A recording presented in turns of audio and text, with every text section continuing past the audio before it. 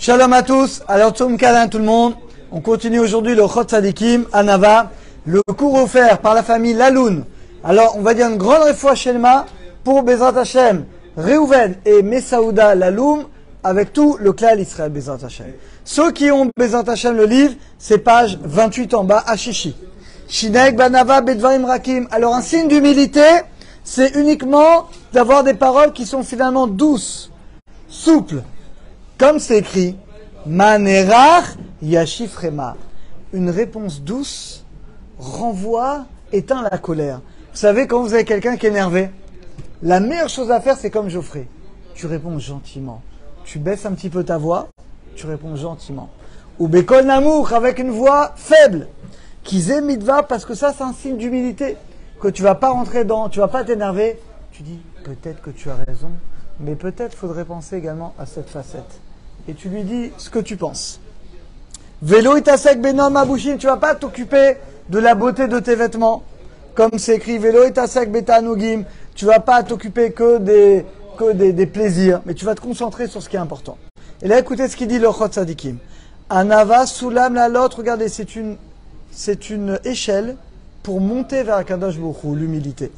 Comme c'est écrit, il y a derech anavim bemishpas vilamen avim darko. Et de là, on atteint quel mida? Irat Hashem, la crainte d'Hashem. Comment on atteint la crainte d'Hashem? Par l'humilité. Parce que l'humilité, c'est la conscience que tu n'es rien et qu'Hashem est devant toi. Et ben, c'est ça la crainte d'Hashem. C'est pas pour rien que Moshe Rabbeinu, c'est lui qui avait le plus de crainte et c'est lui qui était l'homme le plus humble. Comme c'est écrit, Ekev Anava Irat Hashem. Sur le talon de l'humilité, la crainte d'Hashem. Et la Shrina, la présence divine, elle réside sur la Navim, sur les gens humbles, alors qu'elle va fuir les orgueilleux.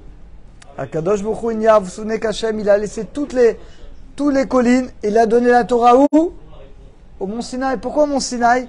Parce que c'est un mont qui était bas, en signe finalement d'humilité. Mishena Sechachen, celui qui se fait voisin de la poussière dans ce monde qui est humble, il revivra à 120 ans. Mais celui qui est orgueilleux, il revivra pas.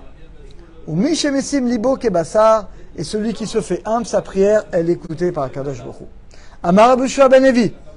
Viens et vois, Kamak Dolim, combien sont grands les gens qui sont humbles devant Hachem. Et là, il va dire quelque chose d'extraordinaire. Bisman, à l'époque où il y avait le Beth Amikdash, quand tu as amené une ola, c'est une offrande, bah tu avais le mérite de cette offrande. Mincha, tu avais le mérite de cette offrande. Mais celui qui est humble, Hachem, il dit, tu as le mérite de tous les corbanotes. Vous savez pourquoi? Parce que celui qui est humble, qu'est-ce qu'il va offrir? Lui-même. Celui qui est humble, il a travaillé sur ses traits de caractère, il va s'offrir à lui-même. Ça, devant Hachem, Hachem, il préfère que tu sois humble. C'est tous les corbanotes de la Torah. Anaf.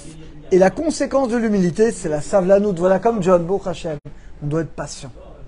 On doit être patient. Va savlanout, et de la patience arrive la paix. Celui qui est trop impatient, il va s'énerver avec tout le monde. Ou banava yashif kas. Et grâce à l'humilité, on enlève la colère. Comme c'est écrit, Manerach Yashifrema, que quelqu'un de coléreux, dit-lui une parole gentille, douce, il va enlever sa colère. Va shalom, et le shalom, c'est une mida qui est très importante. Va anav, et celui qui est humble, il trouve grâce aux yeux des gens. Comme c'est écrit, la navi mitenchem, il trouve grâce aux yeux d'Hachem. Anav, celui qui est humble, filato mekoubelet, sa prière, elle est acceptée devant Kadosh Baruch Hu.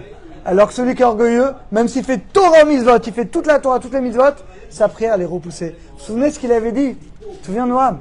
Il dit que quelqu'un il peut faire toute la Torah. S'il est orgueilleux, Hachem n'écoute pas ses prières. Tu dis, mais il étudie la Torah, il donne tzedaka. Alors que celui qui fait pas forcément toute la Torah, mais il est humble, celui qui est humble, Hachem écoute sa prière. Qui ou ma viramidotav, parce que celui qui est humble, c'est qu'il travaille sur ses midotes. Il a envie de s'énerver, il ne s'énerve pas. Il a envie de dire quelque chose, il ne le dit pas. Il travaille ses midotes. Ou biglazé, et c'est la raison pour laquelle la prière de Rabbi Kiba, elle est exaucée. On va t'amener par l'histoire, là il ne ramène pas, mais je vous la raconter. Une fois, il y avait une famine pendant des années. Rabbi Lézer, il est monté, il prie, rien. Rabbi Akiba a dit, Avinu malkenu, Avinu ata. La pluie elle tombe. L'Agma a dit quoi? Rabbi Akiba, il est plus grand que Rabbi Lézer. Rabbi Lézer, c'est le grand de la génération. L'Agma a dit non, c'est pas qu'il était plus grand. Rabbi Akiba, il était mavir, c'est midot. Comme il travaille plus ses traits de caractère, eh bien Hachem, il a tout de suite exaucé ses prières. Alors qu'on ait le mérite, nous également, d'être ma'avir sur nos midot, de travailler nos traits de caractère, d'atteindre l'humilité. Et grâce à ça, Hachem écoutera toutes nos prières. À très bientôt à tous et Tzom Kal à tout le monde.